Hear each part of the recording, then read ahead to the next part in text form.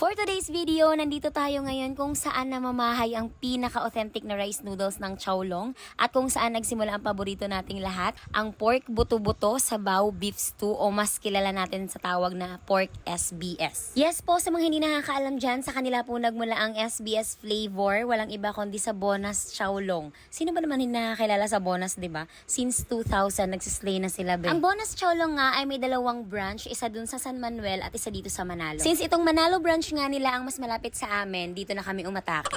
Na-amaze nga kami dito kasi bagong renovate pala sila. Mga pagbabago check, ayan at kitang-kita nyo na yung preparation na ginagawa nila habang hinahanda yung mga orders from step 1 to last drop.